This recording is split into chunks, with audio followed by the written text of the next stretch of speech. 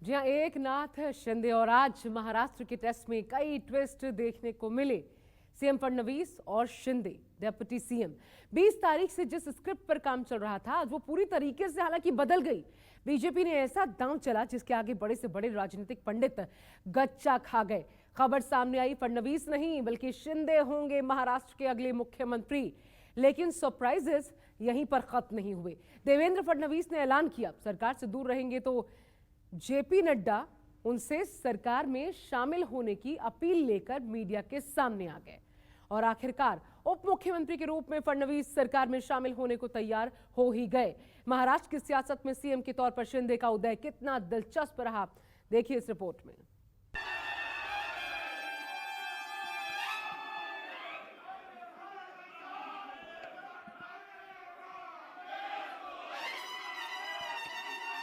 हिंदू हृदय सम्राट बाळासाहेब ठाकरे, धर्मवीर आनंद दिघे साहेबांच्या आशीर्वादाने मी एकनाथ संभाजी शिंदे कळवणार नाही किंवा त्यांच्याकडे उघड करणार नाही। धन्यवाद। जय हिंद, जय महाराष्ट्र।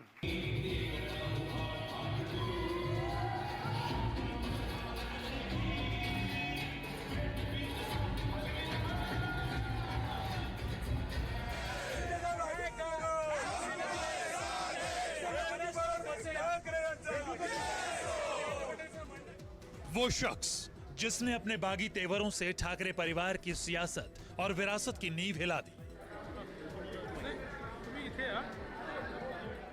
वो शख्स जिसके एक इशारे पर महाराष्ट्र में ऐसा सियासी बवंडर आया जिसमें उद्धव की नाव डूब गई।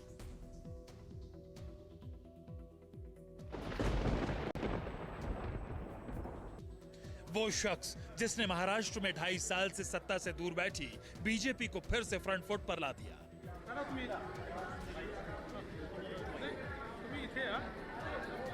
जो महाराष्ट्र की पॉलिटिक्स का नया पावर सेंटर बनकर सामने आया है, नाम है एकनाथ शिंदे।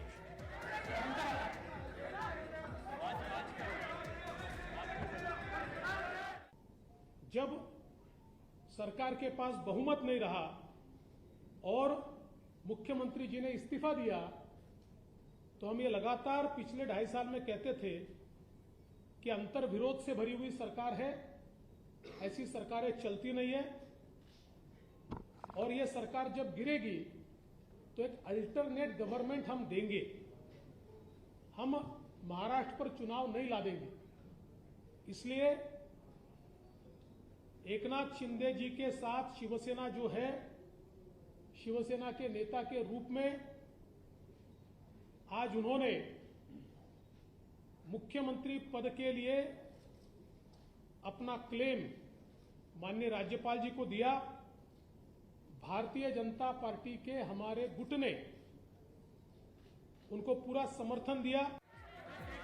इस एक ऐलान के साथ हिल गई महाराष्ट्र की पूरी सियासत। बुरी तरह दंग रह गए राजनीतिक पंडित। हैरान रह गया हर वो शख्स जो ये मानकर बैठा था कि फडणवीस तीसरी बार मुख्यमंत्री बनने जा रहे हैं। लेकिन मीडिया के कैमरों के सामने जो कुछ हुआ उसकी किसी को भनक तक नहीं थी। एक झटके में महाराष्ट्र की राजनीति 180 डिग्री घूम गई। शिंदे महाराष्ट्र के नए नायक बन गए। आज मैं धन्यवाद दूंगा। देवेंद्र जी ने अभी यहाँ पर कहा कि हम लोग बाला साहब ठाकरे जी के शिव सैनिक को समर्थन दे रहे हैं। ये उनके दिल का बहुत बड़प्पन है। ऐसा कभी कोई करता नहीं जिसके पास 120 विधायक है, जिसके पास 120 विधायक होने के बावजूद ऐसा कोई ग्राम पंचायत और नगर सेवक का पद भी नहीं छोड़ता है। ये तो मुख्यमंत्री पद है और ये आज उन्होंने शिवसेना प्रमुख बाला साहब ठाकरे जी के सैनिक को एक सपोर्ट किया है। इसलिए मैं आदरणीय पंतप्रधान नरेंद्र जी मोदी साहब को धन्यवाद देता हूं, उनका आभार मानता हूं। एकनाथ शिंदे जो मौजूदा वक्त में शिवसेना के सबसे बड़े और कद्दावर नेता बनकर सामने आए हैं, जो बाला साहब ठाकरे के चहेते रहे, जिनके कंधों पर शिवसेना की बहुत बड़ी जिम्मेदारी रही, जिन्होंने बाला साहब के हिंदुत्व वाली विचारधारा पर चलने की सौगंध खाई थी और उसी हिंदुत्व के नाम पर उन्होंने उद्धव से बगावत कर डाली। अब वही शिंदे महाराष्ट्र में हिंदुत्व के एजेंडे को बढ़ाने के लिए सीना ठोककर सबसे आगे खड़े हैं।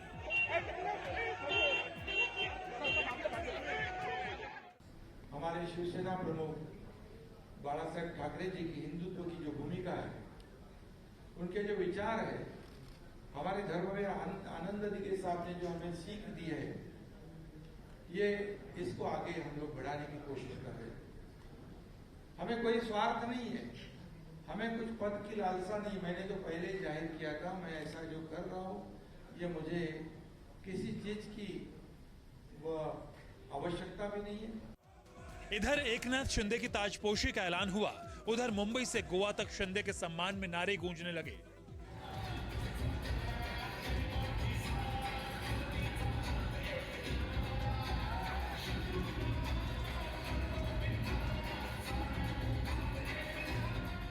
महाराष्ट्र में शिवसेना को मराठी अस्मिता का झंडा बुलंद करने वाली हिंदुत्ववादी पार्टी के रूप में माना जाता है।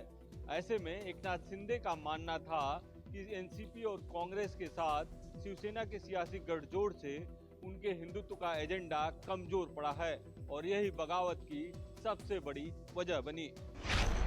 हम बाला साहब के सच्चे शिव सैनिक हैं। बाला साहब ने हमें हिंदुत्व सिखाया है। हम सत्ता के लिए कभी भी धोखा नहीं देंगे। 2019 में शिवसेना ने जब बीजेपी के साथ गठबंधन तोड़ा और एनसीपी कांग्रेस के साथ मिलकर सरकार बनाई तो यह तय हो गया था कि सीएम शिवसेना का होगा, लेकिन होगा कौन, इस पर सस्पेंस जरूर था।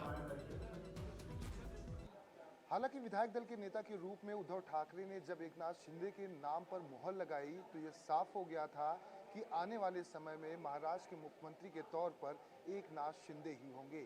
लेकिन एनसीपी और कांग्रेस की बगावत की वजह से एकनाथ शिंदे का किला मुख्यमंत्री के पद पर बनते बनते ढह गया। श्री एकनाथ संभाजी शिंदे। लेकिन उसी हिंदुत्व ने शिंदे को महाराष्ट्र की सत्ता का सरताज बना दिया है।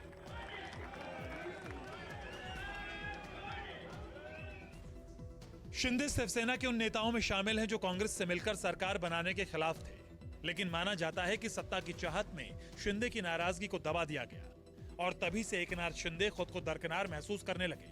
नतीजा 2.5 साल के बाद सामने आया, जब अपनी बगावत से उन्होंने अघाड़ी सरकार की न सिर्फ नींव हिला डाली बल्कि एक झटके में उसे उखाड़कर फेंक दिया। महाराष्ट्र के नए मुख्यमंत्री शिंदे की एंट्री सियासत में किसी बॉलीवुड फिल्म की कहानी जैसी ही रही।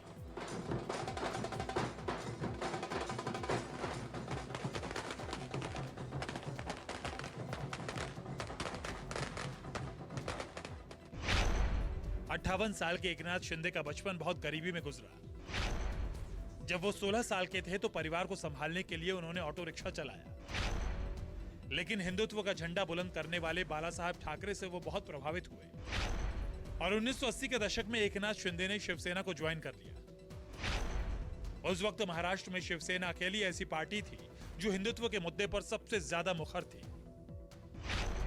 शिंदे ने उसी राह पर अपने कदम बढ़ाए और 2004 में पहली बार विधायक बन गए। बाल ठाकरे के निधन के बाद शिंदे को शिवसेना के सबसे बड़े नेता के तौर पर देखा गया, लेकिन 2019 में पहले मुख्यमंत्री बनते बनते रह गए और फिर कांग्रेस और एनसीपी से शिवसेना के गठबंधन के बाद खुद को दरकिनार महसूस करने लगे। लेकिन शिंदे ने अपने प्रतिशोध की चिंगारी को लंबे समय तक दबाए रखा और अब एक बगावत के साथ महाराष्ट्र की सियासत में शिंदे का नया उदय हुआ है, एक मुख्यमंत्री के तौर पर। विनोद जगदाले और इंद्रजीत सिंह के साथ दीपक दुबे, मुंबई, न्यूज़ 24।